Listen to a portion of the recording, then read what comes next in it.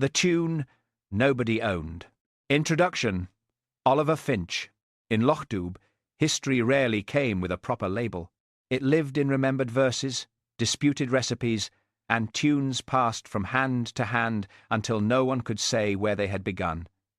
Most villagers were content with that. A melody did not need paperwork to make people dance. Then a celebrated radio archivist arrived to record the village's musical heritage, and one familiar tune began to sound rather less certain than before. For in Lochdubh, a tune could outlive a century of lies provided someone was willing to listen closely enough. Chapter 1. The Marquee by the Sail Ring. The first disagreement concerned the chairs. Moira Lennox had placed them in 6 straight rows beneath the Ceilidh Marquee. Nessie Curry said the arrangement looked like a funeral.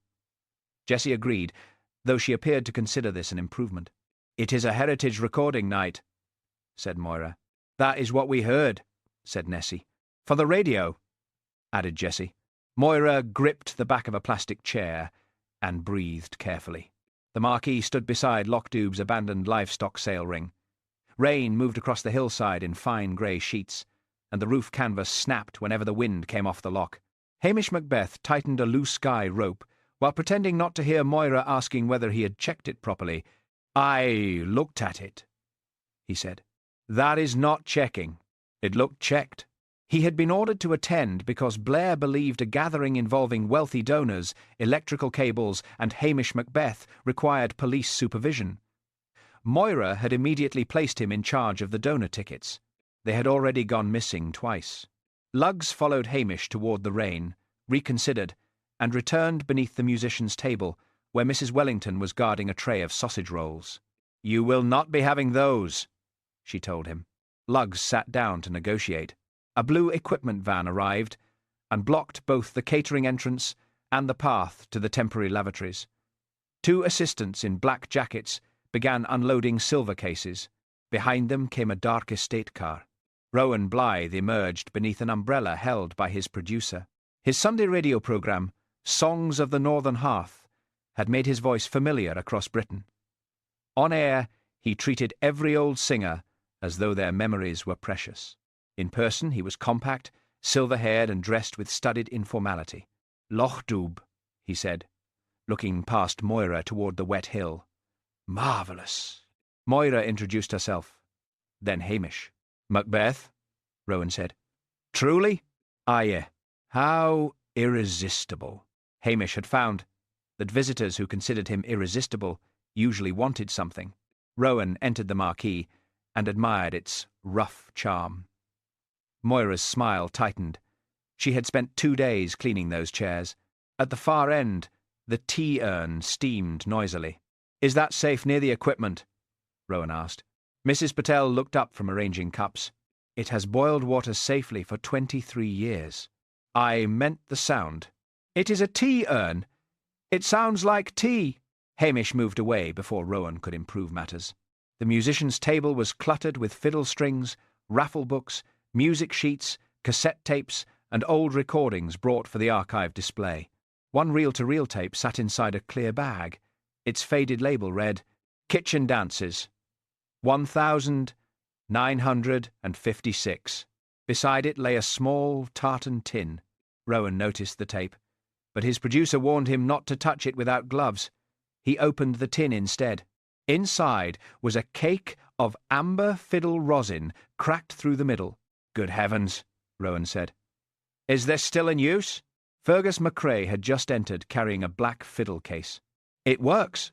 Fergus was a dark-haired joiner in his early 30s, known equally for his temper and his playing. His grandfather had been Lochdubh's most admired fiddler, and Fergus carried the inheritance as though it were both honour and debt. Rowan held the rosin up to the light. Almost a museum piece. "It is rosin," Fergus said. "Not the crown jewels." Moira made a warning noise. Rowan returned the cake to its tin. A smear of sticky golden dust marked his thumb. Hamish noticed him rubbing it against his forefinger. "Occupational curiosity?" Rowan asked. "Habit," said Hamish. Before Rowan could reply, Elspeth Grant entered with a camera bag and notebook. "You look busy," she told Hamish. I am holding the village together. With tickets? Donor tickets. Of course. Much more serious. Priscilla Halberton Smythe came in behind the Tommel Castle guests. Her pale coat seemed untouched by the weather. Hamish? Priscilla. Elspeth greeted her. Priscilla greeted Elspeth. Hamish began counting the tickets, although he already knew there were 42.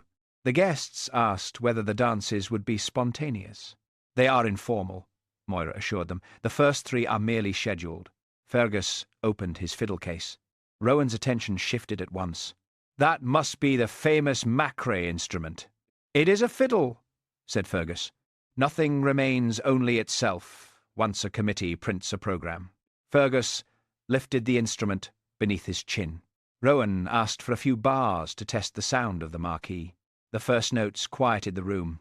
The melody rose slowly, turned back upon itself, and settled into something older than the plastic chairs and radio cables around it. Even Moira stopped organising. Near the front, Ina Bell stood holding a knitting bag. Her lips moved silently with the tune. When Fergus finished, Rowan waited before speaking. Beautiful. Who composed it? My grandfather, said Fergus. Alastair Macrae? Everybody knows that. Rowan smiled lightly. Everybody knowing a thing is not always evidence. A programme slipped from someone's hand. Ina Bell's knitting bag dropped against her leg. The needles struck together with a dry click. She bent quickly to steady it. When she looked up, she had stopped smiling. Rowan turned toward the table of old recordings. Hamish looked instead at Ina. She had gone very still. On the table, the reel marked Kitchen Dances. 1,956 lay beside the open tartan tin, and on Rowan Blythe's thumb, the amber rosin still left its golden stain. Chapter 2. The Tune for the Visitors. By 7 o'clock, the Marquee had filled with wet coats, polished shoes, fiddle cases, and the warm smell of soup. The visitors from Tommel Castle occupied the front 2 rows. They had been told the evening would offer an authentic glimpse of Highland life, and were therefore trying not to look disappointed by the folding chairs. One woman asked Priscilla whether the dances had been preserved unchanged for centuries. Not entirely, Priscilla said. The electric keyboard is comparatively recent. The woman looked toward the stage as if betrayed. At the back, Mrs. Patel poured tea, while Mrs. Wellington guarded the soup tureen. The Curry sisters had positioned themselves where they could see both the musicians and everyone arriving late. Hamish stood near the entrance, watching Moira check the programme for the 4th time. You've printed Fergus's tune as the centrepiece, he said.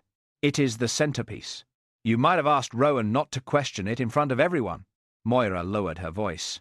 I cannot tell a national broadcaster what questions to ask. You've been telling everyone else what to do since breakfast. That is organisation. He has a reputation. So does Blair. Moira gave him a look and moved away. Fergus sat on the platform tuning his fiddle. His shoulders were stiff. Beside him, old Donald McIver worked the bellows of his accordion with small, impatient breaths. Rowan Blythe stood at the recording desk wearing headphones around his neck. His assistants had taped cables neatly along the floor. Amber-coloured dust marked one strip of black microphone tape where Rowan had handled it after touching the rosin tin. Hamish noticed, then told himself it meant nothing. There were fiddlers everywhere. Rosin belonged in a Ceilidh tent. Elspeth came to stand beside him. Are you hiding? I'm observing. Behind the curtain? It offers a wider field of observation. She looked toward Priscilla, who was helping an elderly donor settle into her chair. Very wide. Hamish ignored that. The recording light came on. Rowan stepped before the microphone. His voice changed at once. The sharper edges disappeared, replaced by warmth polished through years of broadcasting. Tonight we come to Lochdubh, where memory is still carried in music, and where one family's fiddle has given voice to the hills for generations. Fergus looked up. Hamish saw the effect of the introduction. Pride loosened him slightly. For all his resentment of Rowan, he wanted to hear the Macrae name spoken across the country. Rowan continued. We begin with a melody known locally as the Macrae Lament, performed by Alastair Macrae's grandson, Fergus. Applause rose from the visitors. The villagers joined more slowly. Fergus lifted his bow. The tune began. It sounded different, with a silent audience and a microphone waiting. Each note seemed to carry more responsibility than it had during rehearsal. Fergus played with controlled force, not looking at Rowan or the guests. Ina Bell sat near the aisle with her knitting untouched in her lap. Her lips moved again. Hamish watched her instead of Fergus. At the final note, the room held still before the applause came. Rowan waited for it to fade. "Fergus, a fine performance. Tell us how the tune came into your family." "My grandfather composed it when he was young." "Do you know the year?" Fergus frowned. "Before the war, or just after? It was always there." A few villagers shifted in their seats. Rowan smiled toward the audience. "That is often the way with traditional material. It exists before the paperwork catches up." "It is not traditional material," Fergus said. "It is my grandfather's tune, of course. And what evidence survives?" Fergus lowered the fiddle. "The family knows. Family memory is valuable." The tone was courteous. The insult beneath it was not. Fergus's jaw tightened. "Everybody in Lochdubh knows."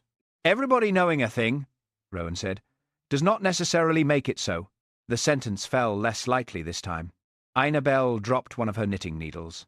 It struck the floor and rolled beneath the chair in front. Hamish bent to retrieve it before she could.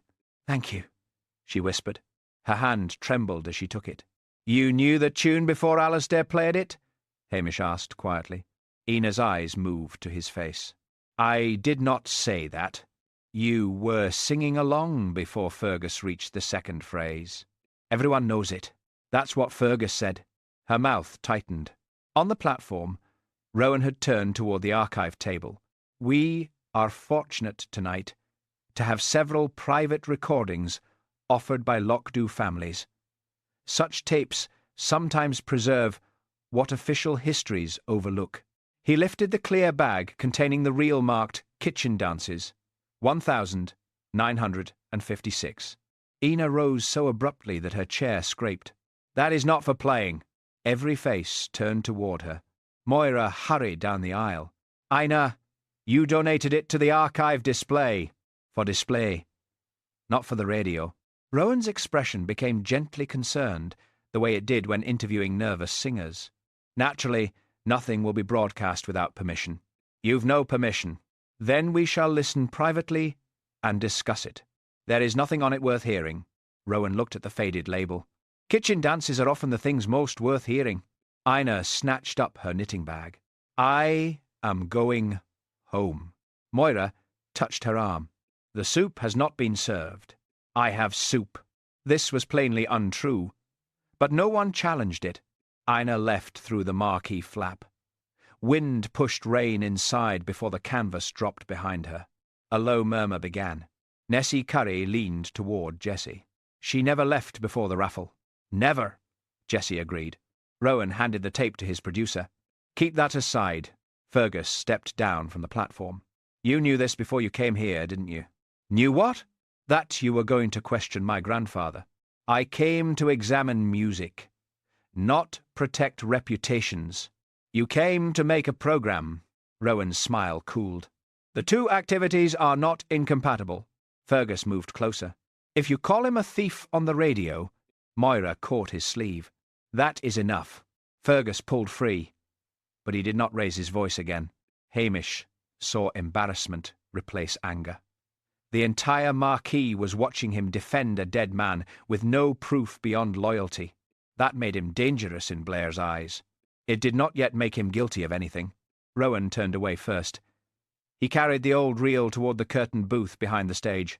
As he passed Hamish, he said softly, "Interesting, isn't it? The things people call sacred when they mean unexamined." Hamish watched him disappear behind the curtain. Across the marquee, Fergus closed his fiddle case with a sharp snap, and near the empty chair, Ina Bell's second knitting needle lay forgotten on the damp floor. Chapter 3. "Least! Soup! Donors! And one bad waltz!"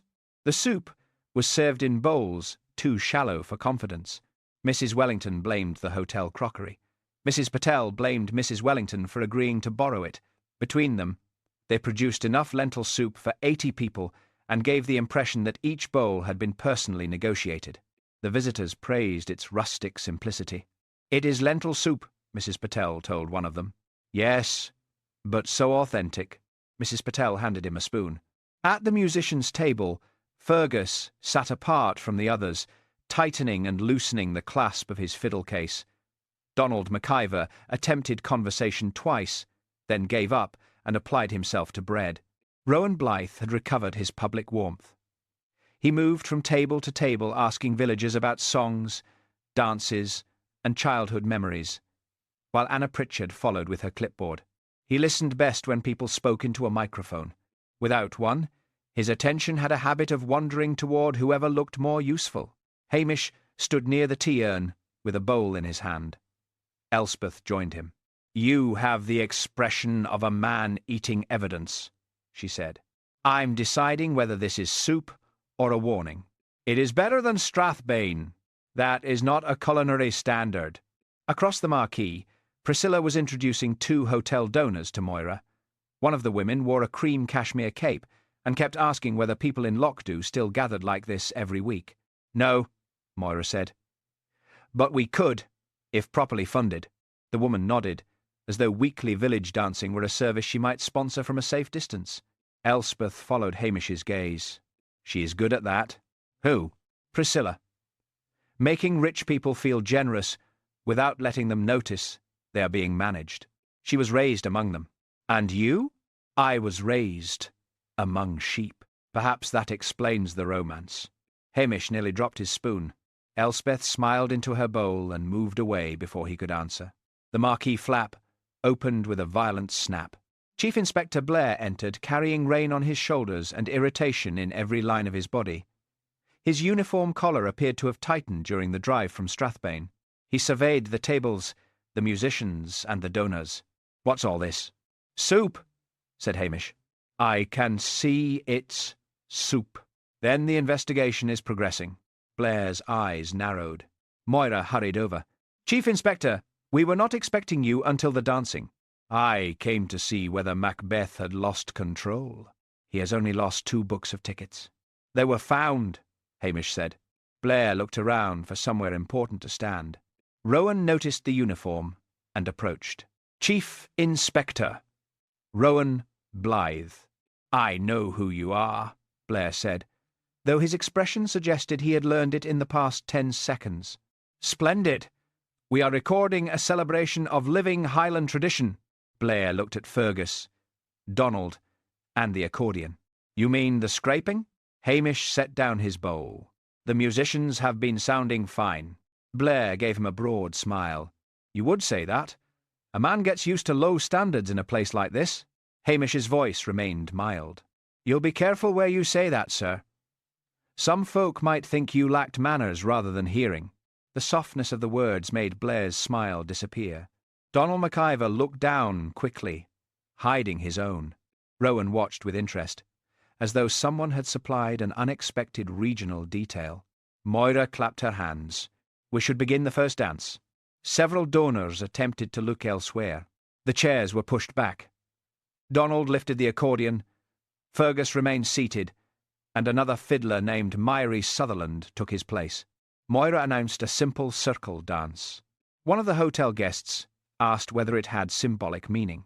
"It means you go round in a circle," said Mrs. Patel. Priscilla persuaded the reluctant donors onto the floor.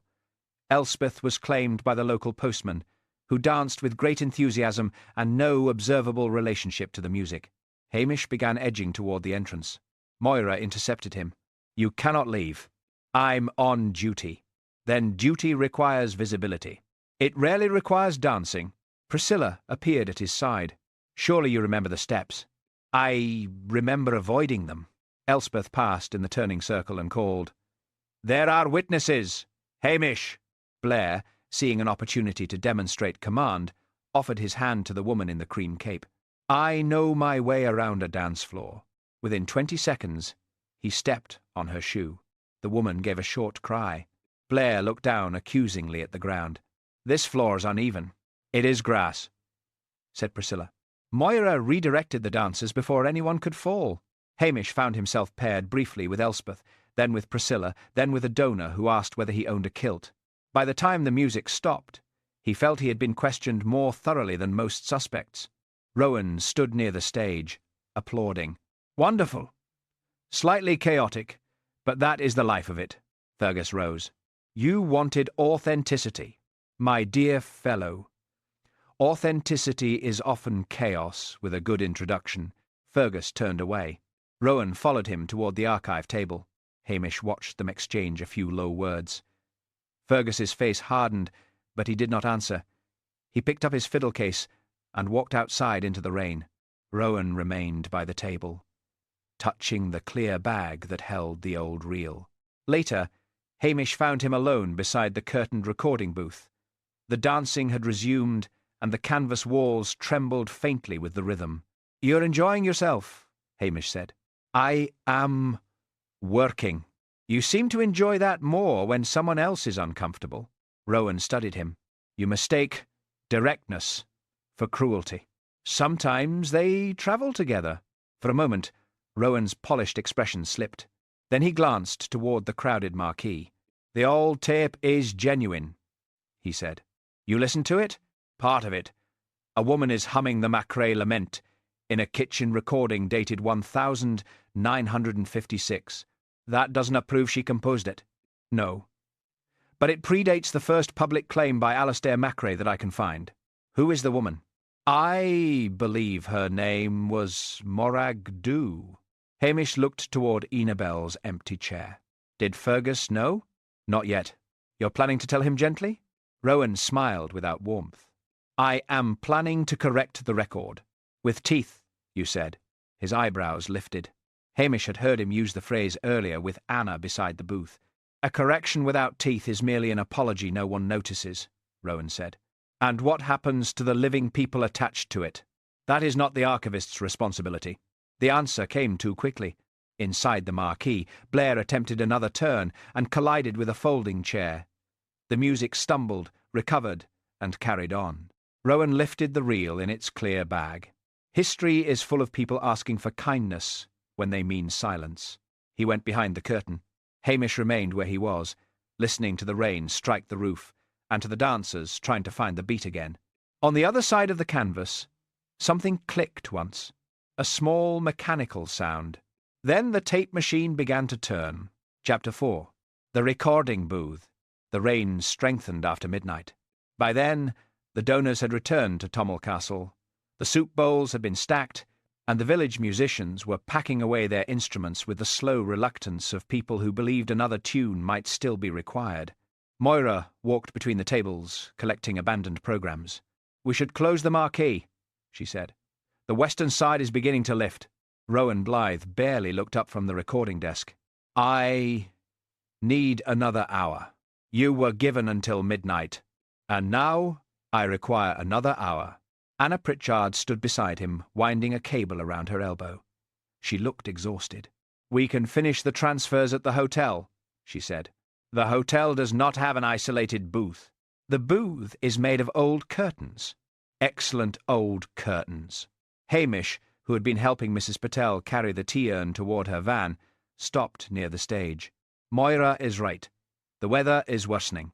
Rowan removed his headphones. "Constable, I have recorded in fishing huts during Atlantic storms." "Then you'll know fishing huts generally have walls." The Marquee gave a violent shudder. From beneath the musician's table came a low complaint. Luggs emerged, shook himself though he was perfectly dry, and waited beside Hamish with the expectation that departure had finally been agreed upon. Fergus had already left. He had gone shortly after his argument with Rowan, carrying his fiddle case under one arm and refusing Moira's offer of leftover soup. His broken bow remained on the backstage table. Hamish had noticed it earlier. The bow had split close to the frog and been wrapped with old black thread. Fergus had said it was useless, but had kept it because it had belonged to his grandfather. Rowan had found this sentimental. "I shall be perfectly safe," Rowan said. "Anna can lock the equipment van, and I will call when I am finished." Anna looked at Moira. "He does this." "That does not make it sensible," Moira replied.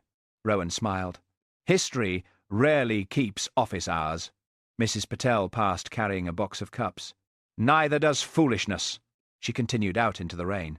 Hamish almost smiled. Moira surrendered, only after Rowan promised not to move the electrical equipment and to turn off the heating unit before leaving. She placed the side door key on the recording desk with such firmness that it became a personal accusation. Hamish walked Anna to the van. "You're leaving him alone? He prefers it." "That was not what I asked." Anna glanced back toward the glowing canvas. "He has the old reel and several cassette copies. He wants to identify voices without anyone interrupting." "Did he find what he expected?" "He usually does." "That sounds convenient." "It is part of his talent." She closed the rear door of the van. "Rowan can hear patterns other people miss. Unfortunately, once he hears one, he tends to think everything else is noise." She drove away. Hamish remained by the track for a moment.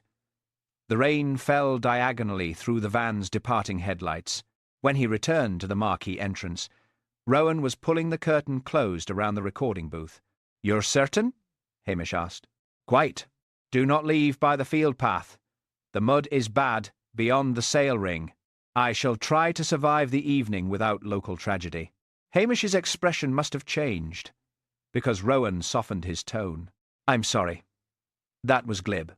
"Aye." Rowan held up the reel marked Kitchen Dances, 1956. "By morning this may have a proper story attached to it." "Stories are easy to attach." "Facts, then."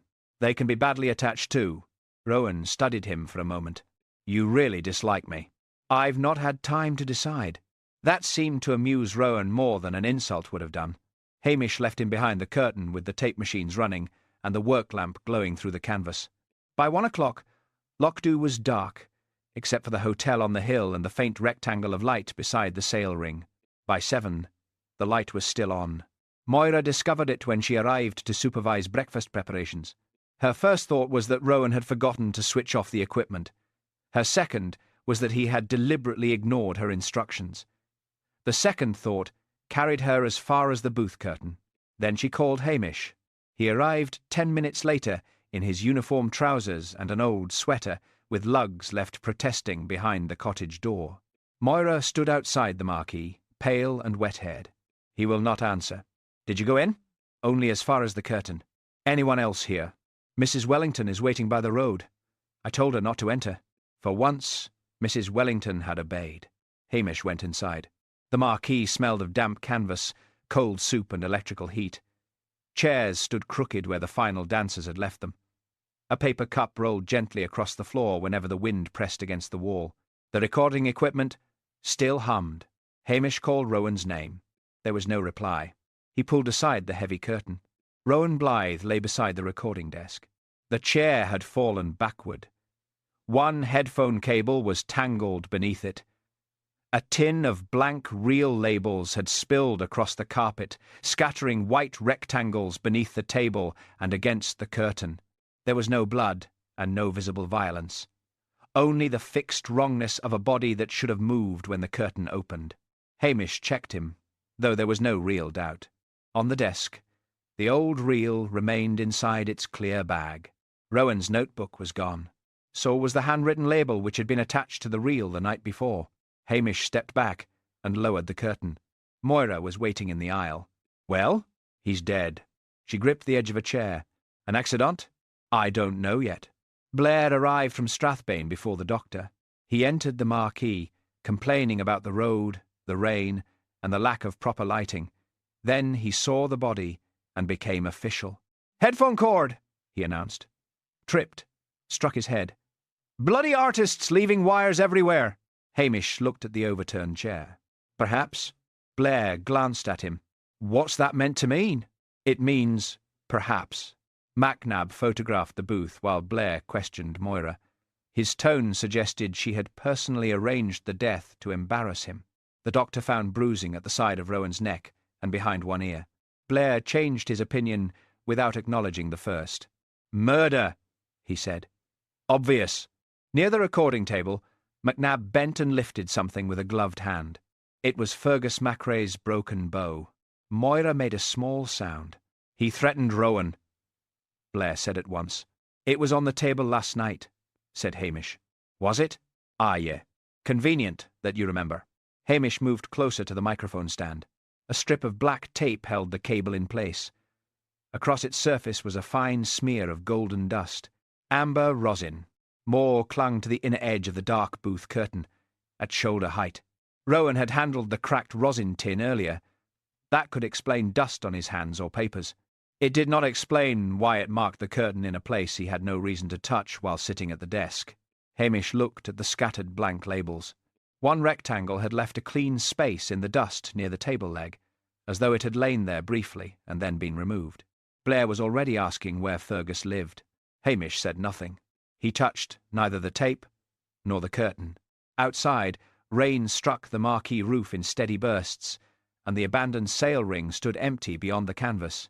Someone had entered the booth after Rowan began his work, and someone had taken care to leave behind exactly the sort of anger Blair would understand.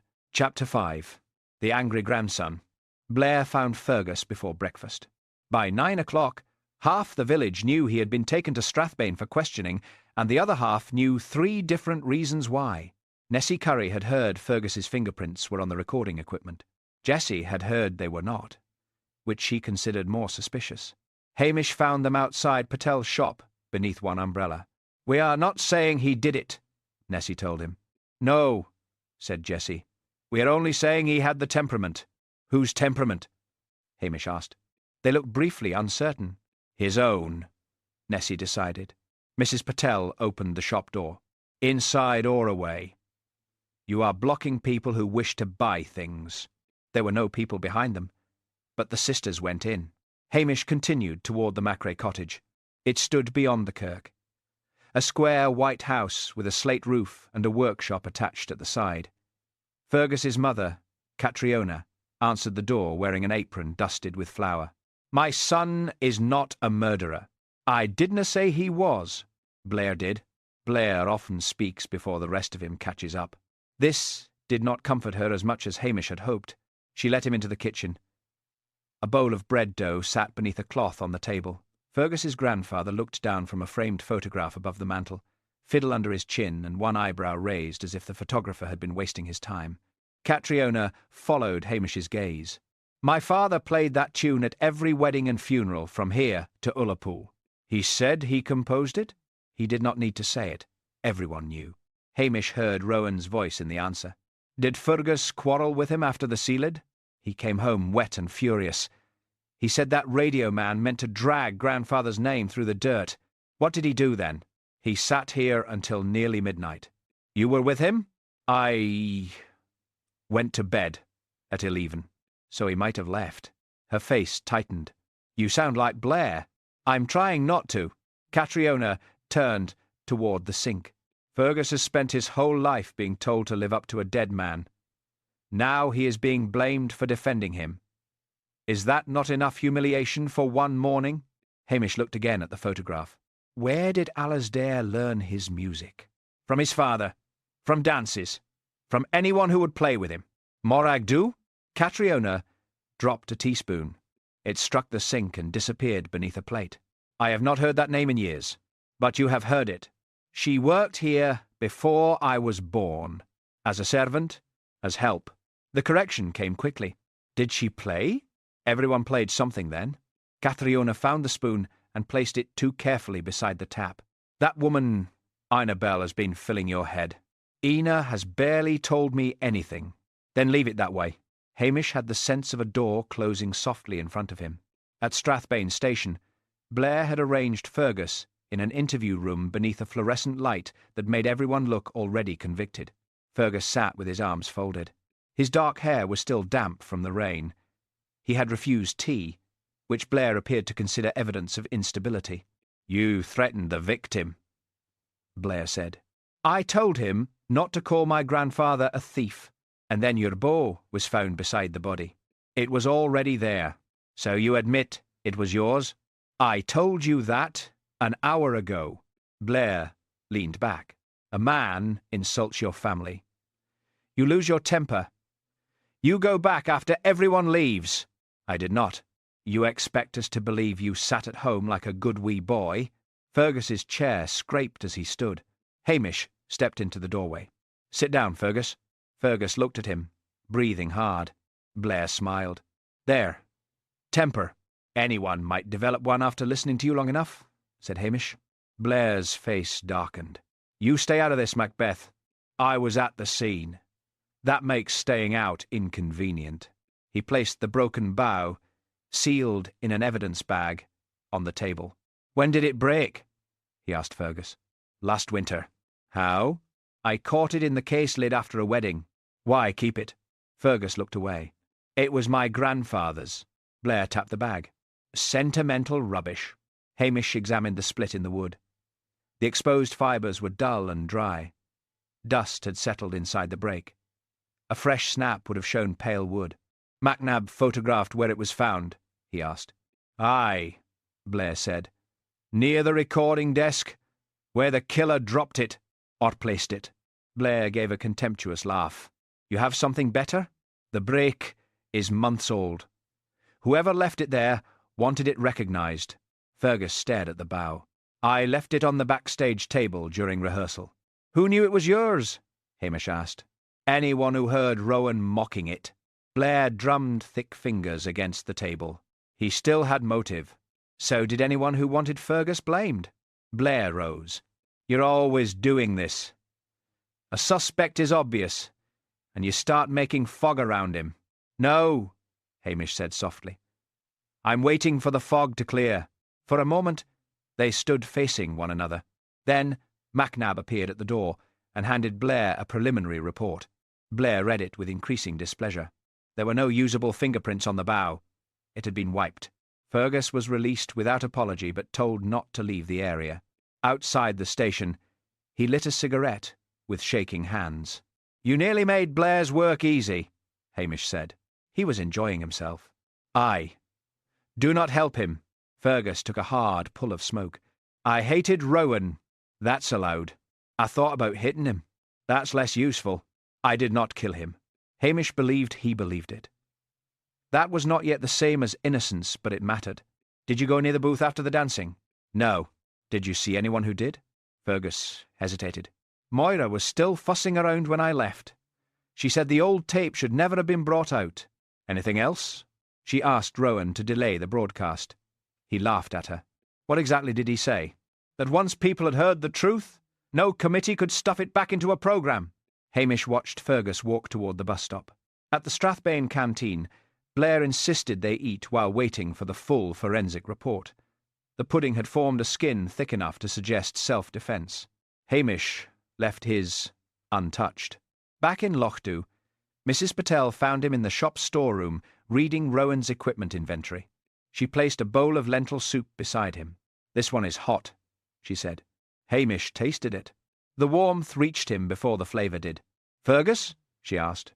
"Angry enough. Not careless enough. You are sure?" "No." "That is more sensible." Hamish looked down at the equipment list. Rowan's notebook was missing. So was one handwritten real label. The old bow had been wiped and deliberately displayed. Someone had not merely tried to hide what Rowan discovered. Someone had tried to provide Blair with a story he would be pleased to believe. Hamish finished the soup slowly. Then he circled one item on the inventory. A portable cassette recorder with a faulty pause switch. It was not among the equipment recovered from the booth. Chapter 6. Hamish does the kind thing badly. By midday, Lochdubh had improved upon the facts. Rowan Blythe had become either a fearless defender of forgotten musicians or an English opportunist who planned to accuse half the village of theft. Fergus Macrae had been arrested, released, rearrested in principle, and seen fleeing toward Inverness, though he was in fact repairing a cupboard door at the school. The Curry sisters delivered these developments outside Patel's shop with the solemnity of weather reports. "We heard there was a confession," said Nessie. "Not a complete one," Jessie added. "There has been no confession," Hamish said. "That may be why it was incomplete," said Nessie. Mrs. Patel leaned across the counter. "Either buy something or leave Constable Macbeth enough air to think." The sisters bought one packet of mints between them and departed reluctantly. Elspeth was waiting beside the newspaper rack. "You asked to see me." Hamish glanced toward the shop door.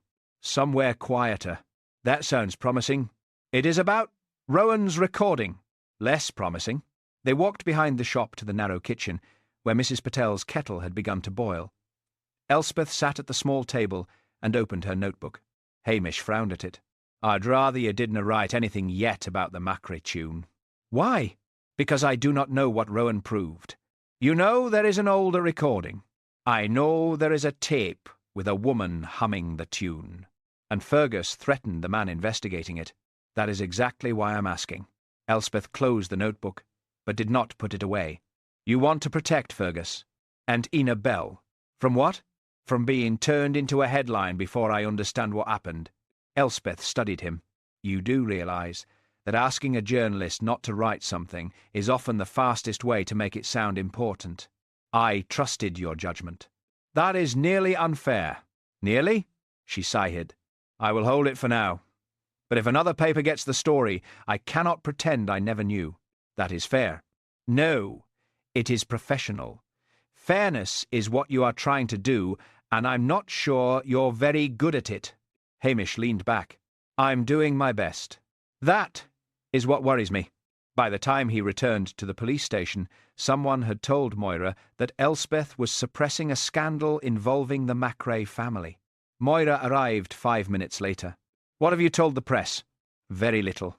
"That means something." "It usually means very little." She placed both hands on his desk. "The donors are asking whether the festival promoted stolen material. The hotel has had 2 cancellations. Fergus's mother has accused the committee of betraying her father." "Who told her?" Moira looked offended by the question.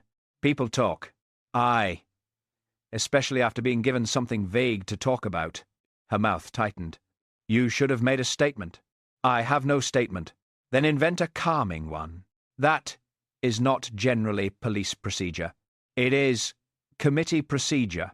She left before he could reply. Priscilla arrived soon afterward, carrying a folder of hotel correspondence. She did not sit. "Elspeth has not printed anything," she said. "I know. But everyone knows you asked her not to." Hamish looked out the window. Across the road, 2 women stopped speaking when they saw him. "I was trying to spare Ina." Priscilla's expression softened, which was worse than criticism. "You often protect people by removing them from the conversation. I was buying time. Gossip uses time better than you do." He turned back. "What would you have done? Told Fergus privately what you knew, asked Ina what she wanted, then made one clear statement before everyone invented 6. Hamish rubbed a hand over his face. "You make it sound simple." "It is not simple. It is merely less lonely." She placed the hotel folder on his desk. "Rowan asked the hotel to provide a quiet room for a private interview this morning. The guest's name was not listed. He arranged it before he died?" "At 11:40 last night." "Who took the message?" "Moira." Hamish looked up. "She was at the Marquee. She used the hotel telephone after returning the donor box." Priscilla left him with that. Ina Bell's cottage stood at the far edge of the village, facing a strip of rough ground where washing lines leaned permanently toward the sea. Hamish knocked twice. There was no answer.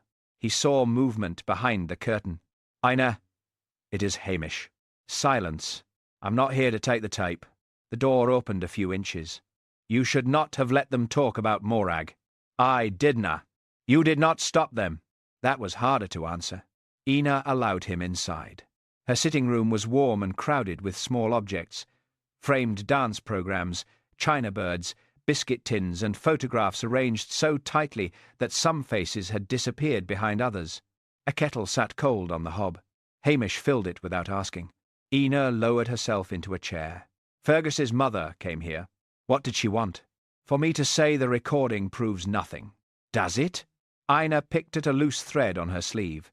"Morag played that tune in the Macrae kitchen, long before Alasdair performed it in public.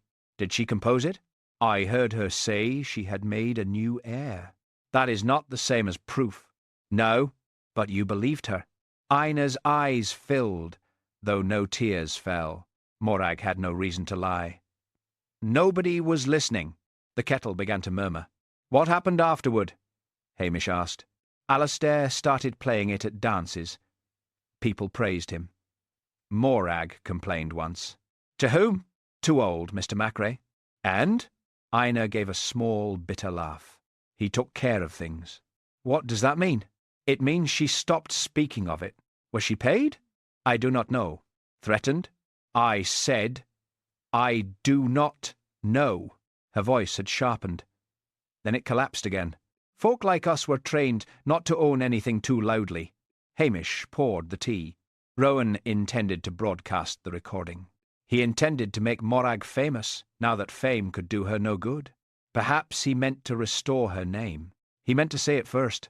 That sounded true enough to hurt. Hamish placed the cup beside her. Did Moira know about Morag? Ina looked toward the wall of old programmes. She knew more than she admits. How? She helped prepare the first printed programme that called it Alasdair Macrae's Lament. When? She was a young teacher then, eager to improve the village. Ina folded her hands. She always liked a tidy story. Outside, the rain had stopped. Water dripped from the gutter with slow regularity. Hamish rose to leave. At the door, Ina said, You meant to be kind. Ah, ye. You have made it worse. Ah, ye. She nodded, not unkindly. On his way back through the village, Hamish passed Fergus outside the school workshop. Fergus saw him and turned away. Hamish considered calling after him. Instead, he kept walking. By evening, the rumour had hardened into certainty. The Macrae family had stolen the tune. Ina Bell had proof, and Hamish Macbeth was helping hide it. Blair telephoned just after 7. What the hell are you doing up there? Trying to solve a murder. You are creating a scandal before I have an arrest. I didna create it. Then why has Strathbane heard about it? Hamish looked through the station window at the darkening street. Because Lochdubh is closer than you think. Blair threatened to remove him from the inquiry, suspend him, and personally supervise all future village events. Hamish let him finish. Then he said softly, If you arrest Fergus to quiet the gossip, I'll make certain everyone knows exactly how thin your evidence is. There was a pause. You threatening me, Macbeth? No, sir. I'm preventing an embarrassment. Blair hung up. Hamish remained beside the telephone. He had protected no one, reassured no one, and managed to place Ina, Fergus, and himself at the centre of the village's appetite. On the desk lay Rowan's equipment inventory. One portable cassette recorder was still missing. And somewhere, Hamish thought, there might be another copy of the tune that nobody had yet managed to silence. Chapter 7. The Kitchen Recording. The old reel-to-reel machine in the police station had been borrowed from the school. It arrived with a cardboard box of cables, a cracked instruction booklet, and a handwritten note from the headmaster. Do not touch the red switch. Hamish looked at the machine. There were 2 red switches. Macnab had brought the reel from the evidence store shortly after breakfast. Blair had objected to it leaving Strathbane until Hamish reminded him that the station there no longer possessed equipment capable of playing it. Blair then claimed he had already intended to send it. By 10 o'clock, Hamish had connected the machine, threaded the tape incorrectly twice, and produced one alarming squeal that sent Luggs beneath the desk. You're safe enough, Hamish told him. Luggs stared out from between 2 filing boxes. Unconvinced, Hamish tried the second red switch. The reels began to turn. At first, there was only soft hiss and the uneven thump of something striking a kitchen table. Then came voices, distant and ordinary.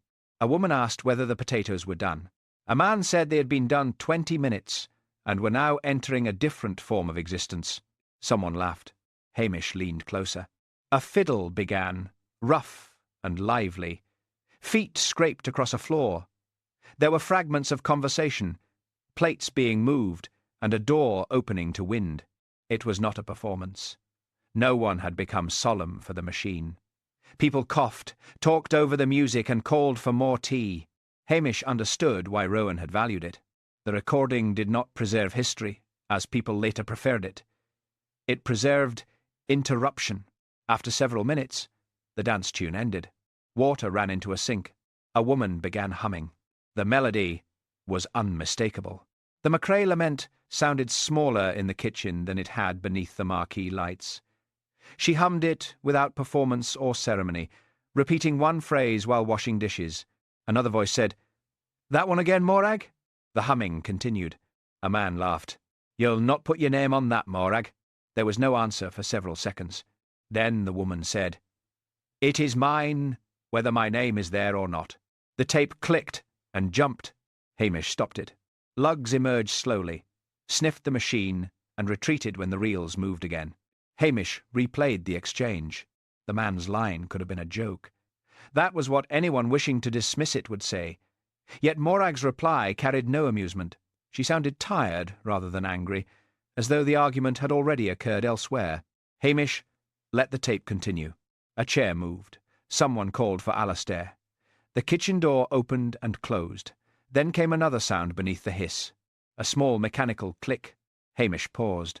He rewound several seconds and played it again. Click. Not part of the original kitchen recording, it was cleaner and closer than the surrounding noise. He took Rowan's equipment inventory from the desk. The missing portable cassette recorder was listed as having a defective pause switch. Anna had noted that it produced an audible click when released. Hamish listened once more. Click. Rowan had copied the reel.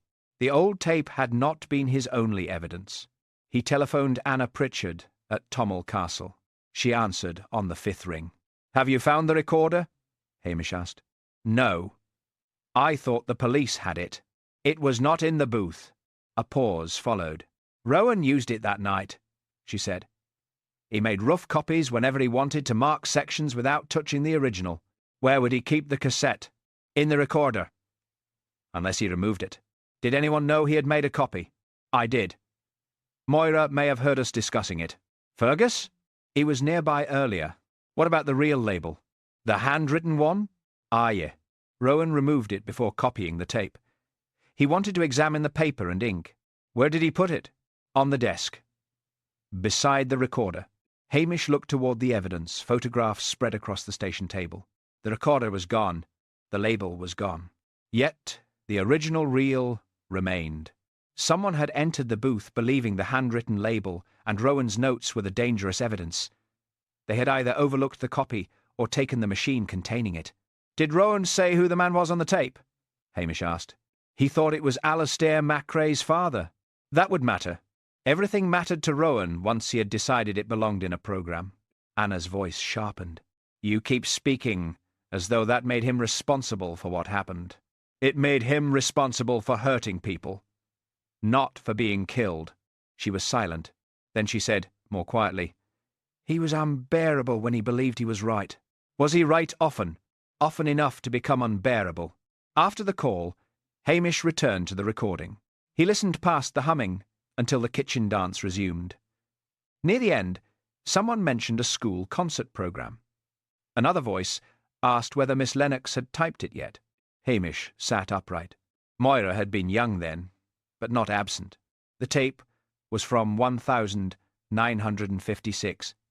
She could not have been the teacher who prepared the later programme Ina had described, but her family name had already been connected to village music events. Perhaps Ina had confused the date. Perhaps Moira had not created the first lie. Perhaps she had inherited it and polished it. A knock came at the door. Fergus entered without waiting. "I heard you had the tape." "Who told you?" "Everyone." Hamish switched off the machine. Fergus looked at the reels. "Is it true? There is a woman called Morag humming the tune. Before my grandfather played it? The recording is older than the first printed credit we know of." Fergus remained standing.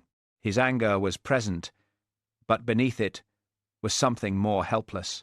"My mother says recordings can be dated wrongly." "They can. And people borrow tunes." "They do. So it proves nothing. Not by itself." Fergus looked relieved too quickly. Hamish watched him. "Did you know Rowan made a cassette copy?" "No." The answer came at once. "Did Moira?" "I do not know." "You said she asked him to delay the broadcast." "She did." "Why?" "Because the committee had printed 500 programmes naming my grandfather. That would embarrass her. It would embarrass all of us." Fergus's voice roughened. "Do you understand what it is? to have your whole family tied to one thing. Every wedding, every funeral, every visitor asking for the tune, then a stranger arrives and tells you, "It belongs to somebody you have never even heard of." "Aye," Hamish said. "I understand why you are angry. Do you? I also understand anger doesna settle ownership." Fergus stared at the floor. "My grandfather was not a thief." "That may be true. You think he was. I think dead men benefit greatly from the silence of the living." Fergus looked up sharply, but Hamish's voice remained mild. After a moment, Fergus left. Hamish waited until the door closed before restarting the reel. The machine hissed. Morag hummed the tune once more. Then came the click from Rowan's recorder. Small, ordinary, easy to miss. It meant the truth had been copied before someone tried to remove it. Hamish looked at the empty space on the equipment inventory where the recorder should have been. The missing machine was no longer merely stolen property. It was a second witness. Chapter 8. The Woman Who Kept the Programmes. Inabel's cottage seemed to have been furnished by time rather than taste. Every flat surface held something saved from being thrown away.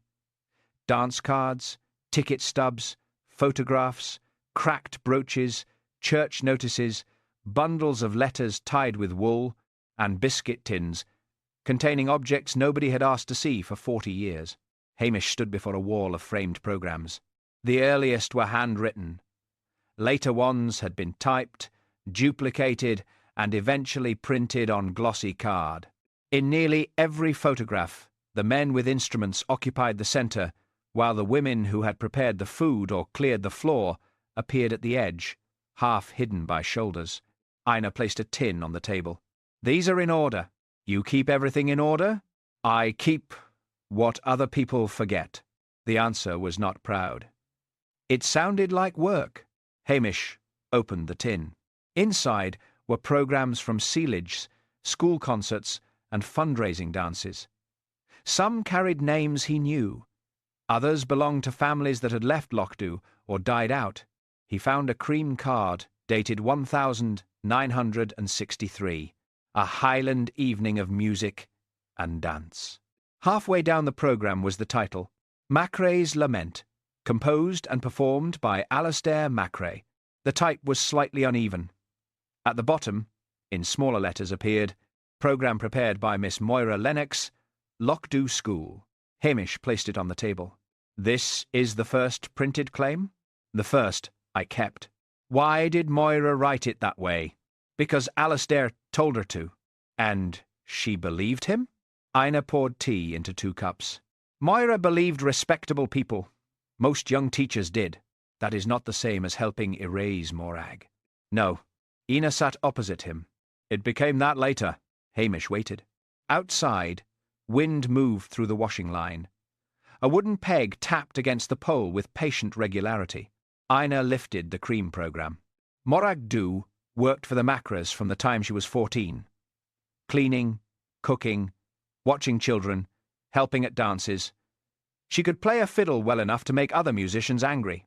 Did she own one? Sometimes. What does that mean? It means she used what was available. Ina folded the programme along an old crease.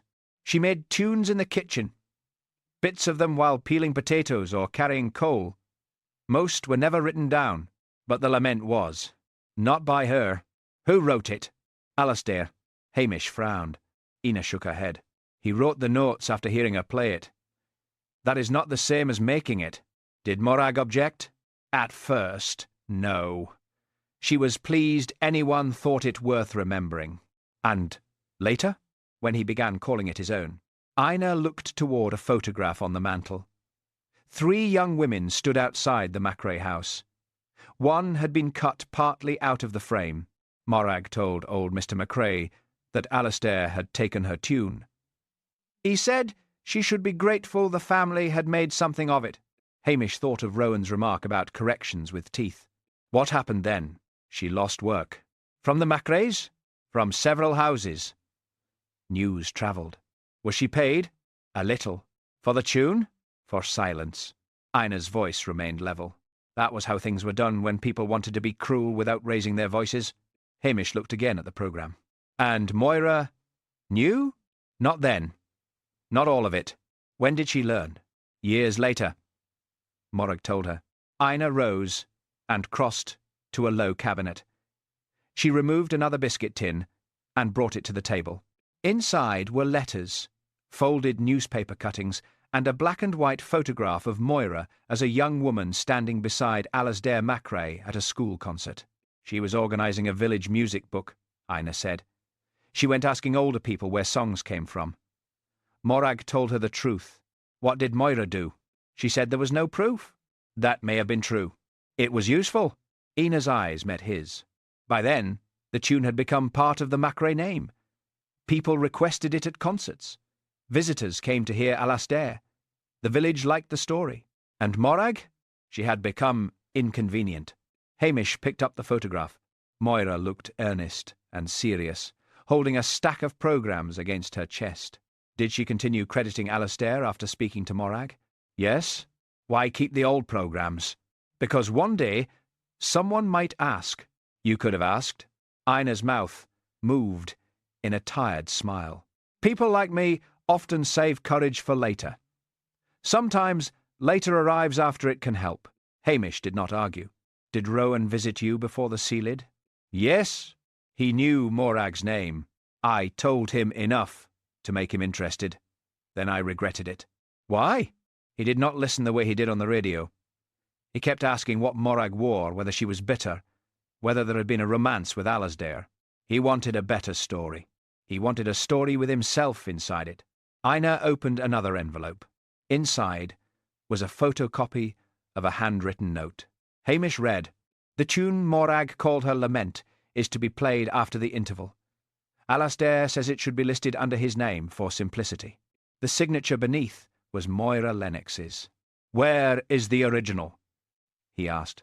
"Moira has it." "You are certain?" "She borrowed my folder when planning the Heritage exhibition. That note never came back." "Did Rowan know?" "I told him." Hamish put down the copy. Then Moira knew Rowan could prove she had helped fix the wrong name to the tune. "I may!" Ina's expression sharpened. "Do not make her worse than she was. I'm trying to understand what she feared." She feared ridicule. For herself? For the village? For all the years of programmes and speeches? For the festival she built around the Macrae tradition? That still includes herself. Ina looked away. Yes. Hamish rose and moved along the wall. One photograph showed Morag Dhu at the edge of a kitchen gathering. She stood behind two seated fiddlers, one hand resting on a chair. Someone had written the names beneath in pencil. The men had surnames. Morag had only Morag. "She died before anyone corrected it?" Hamish asked. "She died before anyone thought correction would be fashionable."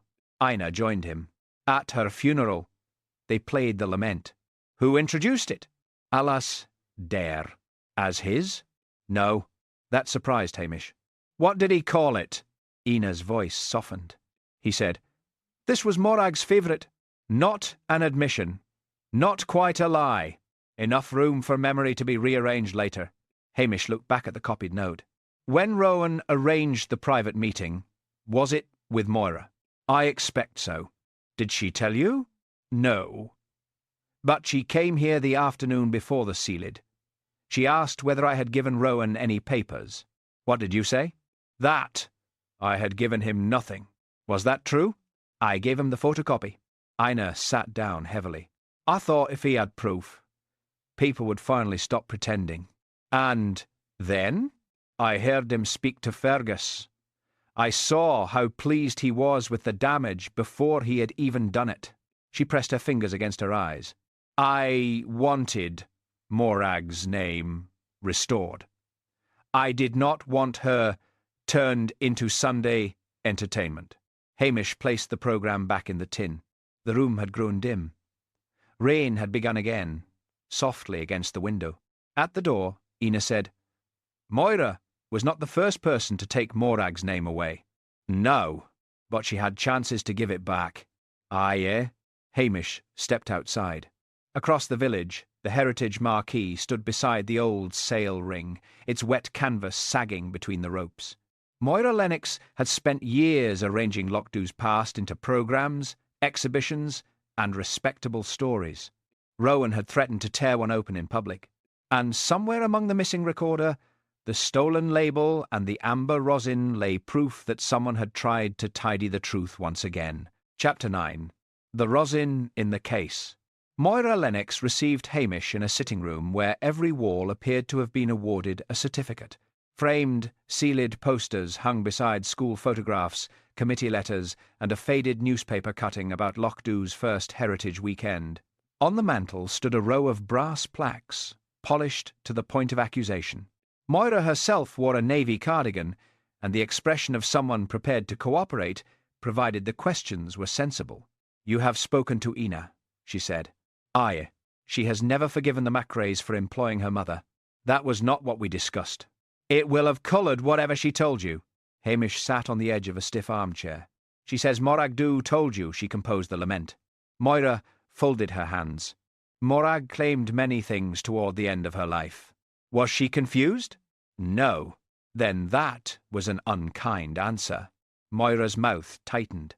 "You were not here then." Alastair Macrae was respected. The tune had been associated with him for years. Morag had no written music, no witnesses prepared to support her, and no instrument of her own. She had the tune. "That is not proof." Neither was Alastair saying it belonged to him. Moira rose and adjusted a framed programme that did not require adjustment. "You think history is a courtroom. It is not. It is fragments. Someone has to decide what can be presented responsibly. And that someone was you? I was the school teacher. People asked me to prepare the programme." Hamish took Ina's photocopy from his pocket and laid it on the coffee table. Moira did not touch it. The note in her handwriting instructed that Morag's lament be listed under Alastair Macrae's name, for simplicity. "You wrote that after Morag spoke to you," Hamish said. Moira looked at the paper. "Yes." "Why?" "Because the concert was 2 days away. The programmes were already typed. That would explain one concert." Her eyes lifted to his. "It became established." "You helped establish it." "I helped preserve a tune that might otherwise have disappeared." The defence had been waiting a long time.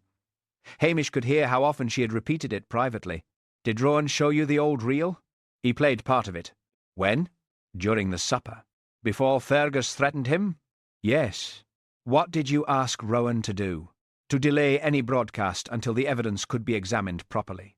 "And he refused." "He enjoyed refusing." Moira moved toward the window. Outside, the wind shook the bare stems in her front garden. A plastic watering can rolled once against the wall and stopped. "He wanted scandal," she said.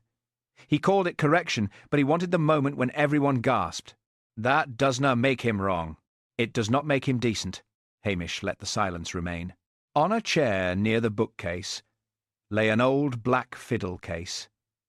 Its corners were worn pale, and one brass clasp had been replaced with a strip of leather. "You play?" he asked. "Not for years." "You took part in the early Ceilidh." "I accompanied children at school concerts." "May I see it?" Moira turned. "My fiddle?" "The case." "That is absurd." "Perhaps." She did not move toward it. Hamish crossed the room and lifted the case onto the table. It was not locked. Inside lay a cheap student fiddle, a spare string packet, a folded cloth, and several old programmes. The lining was dark blue velvet, rubbed smooth where the instrument had rested. In one corner, something amber glinted. Hamish bent closer. Sticky golden dust clung to the fibres. Moira stood very still. "You said you had not played in years." "I have not." "Then there shouldn't be fresh rosin in the lining." "It is an old case. Rosin lasts. This kind is sticky. It gathers fluff and paper." Moira's voice sharpened. "You cannot identify a murderer by the colour of fiddle rosin." "No.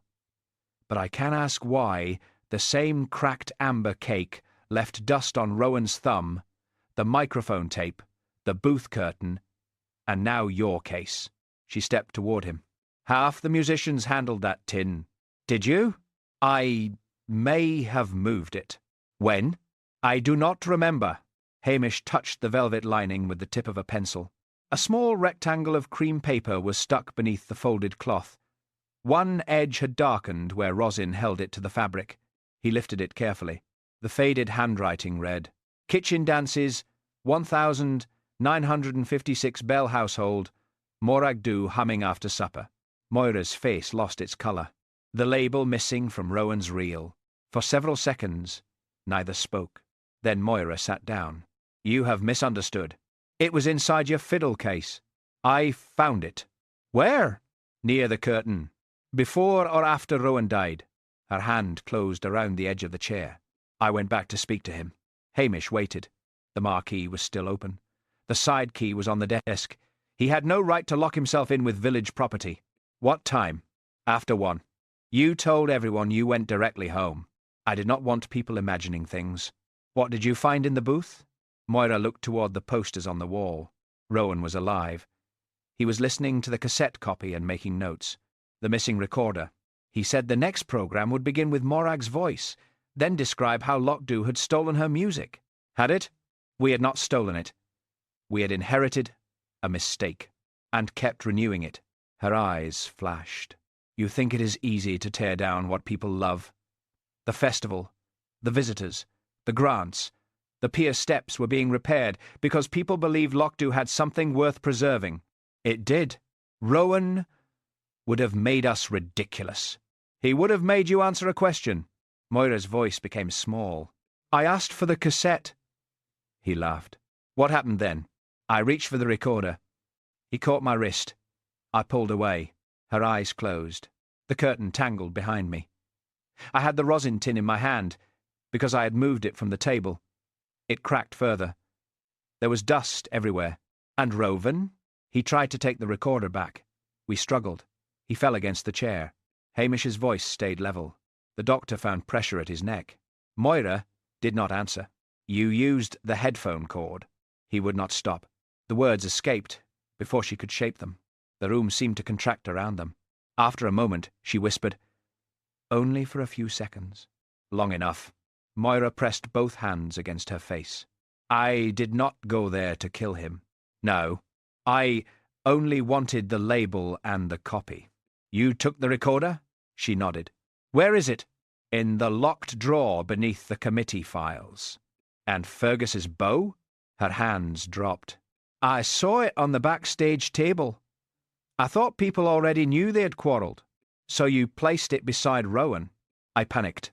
Hamish looked around at the carefully framed history. No. You arranged. That struck harder than anger. Moira stared at him. I gave this village something fine. Hamish picked up the missing label. It already had something fine. You decided Morag's name would spoil it. Outside, a car door closed. Macnab had arrived as Hamish had asked, quietly and without blare. Moira heard the footsteps on the path. Will they cancel the Ceilidh? She asked. Hamish looked at the posters, the plaques, and the old fiddle resting in its case. I expect folk will decide for themselves. For the first time, Moira appeared to understand that this decision would no longer belong to her. Chapter 10. The Ceilidh without applause. The final Ceilidh was held 2 nights later. Moira had wanted it cancelled. Blair had wanted it preserved as a crime scene. Mrs. Patel had said the Marquee belonged to neither of them and had already ordered fresh milk. In the end, the villagers came because staying away would have felt like surrender. The donors did not return. Neither did Rowan's assistants. The rows of chairs had been reduced to a loose half-circle around the stage, and someone had removed the glossy heritage banner from behind the musicians. Rain tapped softly against the roof. Mrs. Wellington poured tea. Donald MacIver tested his accordion. Luggs waited near the refreshment table, where he had correctly concluded that grief did not prevent crumbs. Fergus stood beside the stage with his fiddle case closed. Ina Bell sat at the end of the front row. She held no knitting. Hamish remained near the entrance, until Blair arrived with 2 constables, and the expression of a man expecting his authority to be admired. "What is this?" Blair demanded. "A Ceilidh," said Hamish. "I can see that. Why is the suspect here?" He pointed at Fergus. "Because he is not the suspect." Blair lowered his voice. "I was coming to arrest him." "On what evidence?" "The threat. The bow. His family's reputation. The bow was planted." Blair's face reddened. "You have been obstructing this inquiry from the beginning." Hamish looked toward the villagers, who had begun pretending not to listen. Then he said quietly, "You'll not arrest an innocent man because he fits the shape you expected." There was no raised voice in it, only a thin edge that made Blair hesitate. Macnab stepped forward and handed him a sealed evidence bag. Inside was the missing cassette recorder. "We recovered it from the locked committee drawer," Macnab said. "The tape is intact." Blair stared at it. Before he could reply, Moira Lennox entered. She wore the same navy cardigan she had worn when Hamish questioned her. Her hair had been carefully pinned, but one side had begun to loosen in the damp. Conversation stopped. Macnab moved toward her. Hamish lifted a hand. "Let her sit first." Moira looked at the empty chair nearest the aisle, then chose one farther back. No one greeted her. That silence hurt more than anger would have. Hamish walked to the centre of the marquee. "I've asked you here because too much of this has already been settled by rumour." Nessie Curry leaned toward Jessie. Jessie whispered, "He means us." "We only repeated what we heard," Hamish continued before either could defend herself aloud. "Rowan Blythe came to Lochdubh to record the Macrae Lament. He discovered the tune was older than the public claim made for Alasdair Macrae." Fergus looked down. "The old kitchen tape records Morag humming it in 1956. On that recording, a man tells her she will not put her name on it. Morag answers that it is hers, whether her name is written there or not." A stir moved through the chairs. Ina Bell remained still. "That tape alone might have been questioned," Hamish said, but Rowan made a cassette copy. He also had the original reel label and a note showing that Morag's tune was later listed under Alasdair's name for simplicity. Blair folded his arms. "So Fergus killed him to stop the broadcast?" "No." Hamish turned toward the stage. Fergus had motive to be angry. He threatened Rowan in public, and his broken bow was found near the body. That made a tidy story. Fergus's jaw tightened. But the bow had been broken for months. The exposed wood was dry, and it had been wiped before being placed beside Rowan. It was not dropped during a struggle. It was selected. Hamish looked at Moira. The person who placed it understood what Blair would see. Blair made an offended sound. No one paid attention. Rowan stayed behind in the recording booth. Later, someone returned through the side entrance. That person knew he had copied the reel and knew the handwritten label linked Morag directly to the tune. Moira stared at her hands. "Rowan refused to surrender the recorder," Hamish said. "There was a struggle. He was killed with the headphone cord. His notebook, the cassette recorder, and the reel label were taken." Mrs. Wellington covered her mouth. "The killer planted Fergus's bow and hoped his temper would complete the case." Blair said, "And your proof?" Hamish took the tartan rosin tin from an evidence bag and set it on the table. The amber cake inside was cracked across the middle. "This." A few villagers leaned closer. Rowan handled it during rehearsal. It left golden dust on his thumb. Later, the same sticky rosin appeared on the microphone tape and the inside edge of the booth curtain. "So?" Blair said. "So Rowan had no reason to carry the rosin into the booth. Someone else did." Hamish looked at Moira. She moved the tin while clearing the backstage table. When she returned to confront Rowan, she still had it with her. During the struggle, the rosin cracked further and spread onto the curtain and tape. Moira's lips moved, but no words came. The missing reel label was later found stuck inside the lining of her fiddle case. The rosin held it there. Hamish lifted the second evidence bag. The faded label could still be read. "Kitchen dances, 1956, Bell household. Morag humming after supper." Nobody spoke. "The recorder was found in Moira's committee drawer," Hamish said.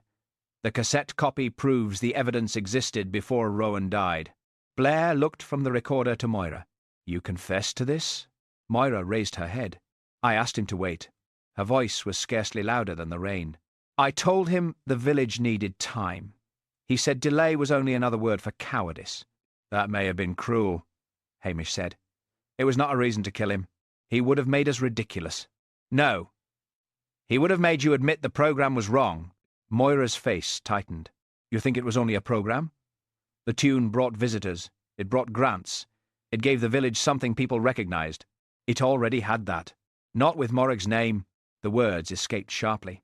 Ina closed her eyes. Moira heard herself, and seemed to shrink. I did not mean. Hamish's voice softened. Aye, you did. Not because Morag's music was poor. Because her name did not fit the story you wanted to sell. Moira looked toward Fergus. I was protecting your grandfather. Fergus shook his head. No, you were protecting what people said about him. The distinction landed heavily. Moira turned to Ina. I thought if the truth came out after so many years, it would only hurt people. Ina answered without bitterness. It hurt people while it was hidden. Macnab stepped beside Moira. She did not resist when he asked her to stand. As she passed Hamish, she said, I gave Lochdubh something fine. Hamish looked at the bare space where the heritage banner had hung. You helped make something fine look smaller than it was. Moira was taken outside. Blair followed, pausing only long enough to announce that he had suspected committee involvement from the beginning. Mrs. Patel poured another cup of tea. Donald McIver sat with his accordion resting against his knees. No one seemed certain whether the Ceilidh should continue. Then Fergus opened his fiddle case. He removed the instrument, tightened the bow, and walked onto the small stage. He faced the room. This next tune, he said, has been called the Macrae Lament for longer than I have been alive. He glanced toward Ina. That was not its first name. The Marquee remained silent. Fergus lifted the fiddle beneath his chin. Morag do's lament. He began to play. There was no applause before the first note, and none when the last one faded. Only listening. Chapter 11. Morag do's lament. The following evening, the Marquee looked smaller. Without the radio cables, donor placards and heritage banner, it was only canvas stretched beside an abandoned sail ring. Rainwater had gathered in shallow hollows near the entrance, and the folding chairs had been arranged in an untidy circle. Nobody complained about them. The final gathering had not been advertised. News travelled through Lochdubh in quieter ways when people were ashamed of having spoken too loudly before. Mrs. Patel brought tea. Mrs. Wellington supplied oatcakes and a fruit loaf which she described as plain, though it contained enough cherries to suggest optimism. Donald McIver arrived with his accordion but left it closed. Ina Bell came last. Fergus saw her at the entrance and went to help with her coat. For a moment she resisted. Then she allowed him to take it. I am sorry, he said. Ina looked at him. For what? For speaking as if the tune belonged to me. You were taught that it did. I wanted it to be true. That is how most lies survive. There was no cruelty in her voice. Fergus nodded and hung her coat beside the others. Hamish stood near the tea table, holding a cup he had forgotten to drink. Elspeth had returned from sending her article. Priscilla was beside her, discussing whether the remaining hotel guests should be invited. They already know, Priscilla said. They know the version told over breakfast, said Elspeth. That may be several versions. 7. According to the woman in room 12. Hamish looked between them. You two appear to be getting on. We have a common subject, said Elspeth. He decided not to ask what that meant. Fergus took his place in the centre of the circle. There was no stage now. He held his grandfather's fiddle beneath his chin, but did not raise the bow. My mother wanted me not to come, he said. She thinks playing the tune under another name means admitting grandfather was a thief. Catriona Macrae sat 2 chairs away, back straight and lips pressed together. Fergus looked toward her. I do not know exactly what he did. Perhaps he believed writing down the notes made them partly his. Perhaps he knew better. He is not here to answer. Catriona's face tightened, but she did not leave. What I do know, Fergus continued, is that Morag played the tune before he claimed it, and other people knew. He looked at Ina. So tonight I will play it under her name. He lifted the bow. The melody began more quietly than before. Without microphones or visitors, it returned to the size of a human thing. It no longer had to represent a dynasty, a village, or a tourist brochure. It was only a tune made by someone who had worked in kitchens, borrowed instruments, and found time to create music between other people's demands. Halfway through, Ina lowered her head. She did not sob. One tear travelled slowly down her cheek and disappeared into the fold beside her mouth. Catriona saw it. Her hands loosened in her lap. When Fergus reached the last phrase, he played it twice. The second time was softer, almost uncertain, as if returning something after holding it too long. The final note faded. No one applauded. Then Donald MacIver opened his accordion and played a small, steady chord. Fergus answered with the first line of a dance tune. Chairs shifted. Someone laughed quietly. Mrs. Patel began pouring tea before anyone asked. The room moved back toward ordinary life. Elspeth joined Hamish beside the entrance. My article will be in tomorrow's edition. Is it terrible? For Moira, yes. For Fergus, fair. He may not thank you. He does not have to. She watched Priscilla helping Ina with a plate. The donors may still return next year. That surprises me. Scandal is often good for heritage tourism. Hamish groaned. Elspeth smiled. I left that out of the article. Priscilla came over. The hotel has offered to pay for new programmes. What will they say? Hamish asked. Priscilla handed him a small white card. The words had been written in dark ink. Morag Lament. No family name? He asked. Only hers. Hamish looked across the marquee. Fergus was speaking to his mother. Catriona listened with the stiff patience of someone whose certainty had been damaged but not entirely removed. Ina sat near Mrs. Wellington, accepting a second slice of fruit loaf despite having refused the first. Blair arrived halfway through the next dance. He stood at the entrance, removed his cap, and surveyed the gathering. I see you carried on. No law against it, said Hamish. Blair took a cup of tea. I had my doubts about Lennox from the start. You arrested Fergus. Interviewed. You said arrest. I was speaking operationally. Mrs. Patel offered him an oatcake. He reached for two. She moved the plate out of range until he took one. Across the room, Nessie Curry whispered that Blair had solved the case through musical instinct. Jessie said she had heard it was the Rosin. Nessie immediately agreed that Rosin had always seemed suspicious. Hamish, let them continue. There were times when correcting gossip only gave it exercise. The rain stopped before the gathering ended. One by one, the chairs were folded and stacked. Donald carried the accordion to his car. Fergus wiped his fiddle and closed the case carefully. Ina stood beside the handwritten card. Morag would have laughed at this, she said. At having her name restored? Hamish asked. At needing a card. She touched the edge of it. But she would have kept it. Outside, dusk had settled over the sail ring. The wet iron rails caught the last grey light. Lugs waited beneath the refreshments table until Mrs. Wellington dropped a piece of oatcake while packing the tins. He collected it without ceremony and followed Hamish toward the entrance. Across the empty ring, Sunsea moved through the grass. The wildcat paused once, pale against the dark ground, then slipped between the rusted rails and vanished toward the hill. No one had written his name anywhere. He seemed content with that. Hamish looked back into the marquee. The cracked rosin tin remained on the musician's table. A fine dust of amber still clung to the hinge. It had been made to help a bow hold fast to a string. In the end, it had made the truth hold fast to the past. The tune remained in Lochdubh. Only the lie had been taken away. Lochdubh danced again, though for a while people listened more carefully before calling anything traditional. The old lament did not become less beautiful when its true name was restored. It became less tidy, perhaps, and harder to use carelessly. But truth often asks us to exchange a polished story for a human one. The cracked amber rosin had been meant to help a bow grip the string. Instead, its golden dust marked every hand that tried to handle memory too roughly. Tradition is rarely made only by the people whose names appear on programmes. It is also shaped in kitchens, borrowed rooms, and hours taken from work by people who were never expected to own anything loudly. Later, the kettle boiled, the last chairs were folded, and a handwritten card remained beside the music stand. Morag do's lament. Lugs slept through the correction of history. Sunsea disappeared into the dark, perfectly indifferent to human credit.